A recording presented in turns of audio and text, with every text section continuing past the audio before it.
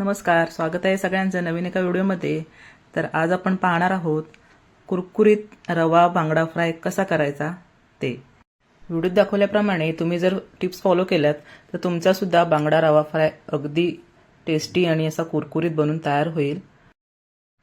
तर हे बघा, आपण मार्केटमधून छान असे ताजे मासे आणलेले आहेत बांगड्याचे आणि त्यांना आपण फ्राय करायचं आहे, म्हणून अख्खेच आम्हाला कट करून द्या असं सांगितलं होतं. त्याप्रमाणे त्यांनी असे कट मारून दिलेले आहेत बघा.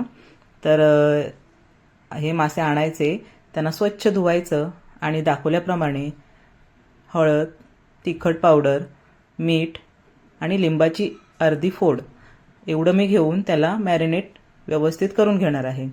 तुम्ही इथे तिखटाचं प्रमाण तुमच्या आवडीनुसार घालू शकता. मी इथे 2 ते 3 चमचे तिखट पावडर वापरले आहे, अर्धा चमचा हळद वापरलेली आहे आणि मीठ चवीनुसार वापरलेलं आहे. तुमच्याकडे कोकम आगळ असेल तर तुम्ही त्याचा सुद्धा वापर करू शकता. आणि आपण समुद्रातील जे मासे असतात त्याला मॅरिनेशनसाठी असे आंबट पदार्थ लावावेत, कारण त्याचा जो एक ओशाळ वास असतो माशांचा तो थोडा कमी होतो. हे बघा, आता आपण व्यवस्थित ह्या माशांना हा पूर्ण मसाला लावून घ्यायचा आहे. अगदी ते आपण कट करून घेतलेले आहेत, त्यांना मध्ये मध्ये ज्या कट लावलेल्या आहेत त्याच्यामध्ये हा मसाला व्यवस्थित आपण फिल करणार आहोत. त्यामुळे मासा खाताना प्रत्येक बाईटला तुम्हाला हा मासा सेम चवीचा लागेल. तर हे बघा, पूर्णपणे आपण हे मॅरिनेशनसाठी मासे ठेवायचे आहेत.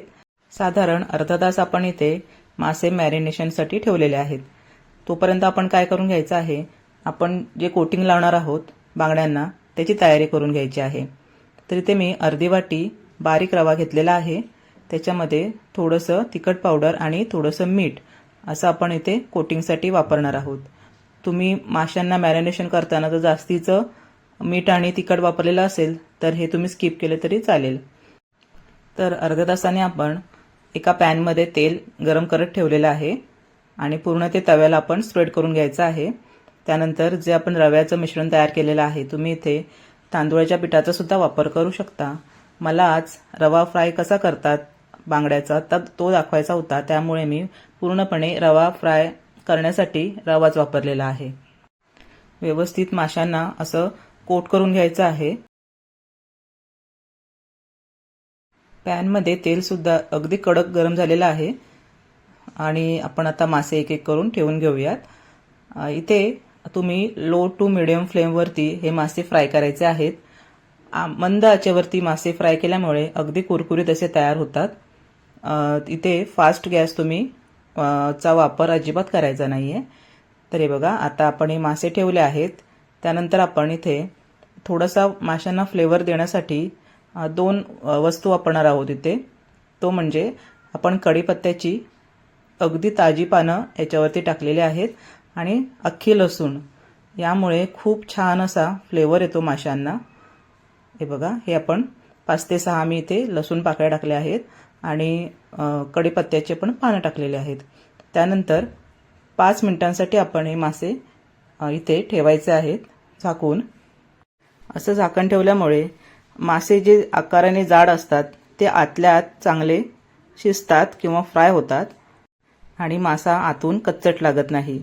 बऱ्याच वेळेला काय होतं, आपण फक्त तेलावरती फ्राय करत राहतो, त्याच्यावरती झाकण ठेवत नाही आणि मासा भाजलाय की नाही हे आपल्याला लक्षात येईपर्यंत पूर्ण मासे आपले फ्राय करताना बऱ्यापैकी जळून गेलेले असतात. त्यांचा जो वरचा मसाला असतो किंवा आपण ते कोटिंग लावलेलं असतं ते बऱ्यापैकी करपून जातं आणि माशांना पाहिजे तशी टेस्ट येत नाही.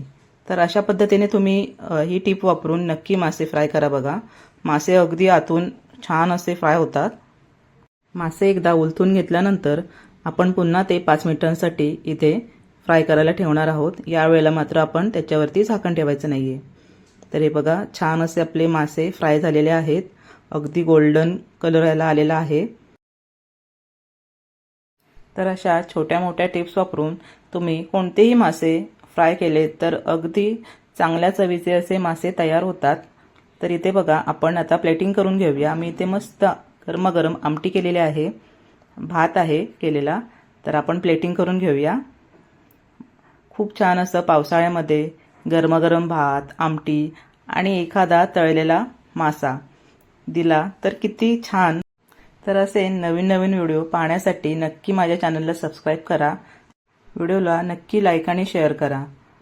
सोबत कांदा, लिंबू, काकडी असं आपण सर्व करणार आहोत आणि मस्त असा ह्या माशांवरती ताव मारणार आहोत. तर या मासे खायला. व्हिडिओ शेवटपर्यंत पाहण्यासाठी सगळ्यांचे धन्यवाद.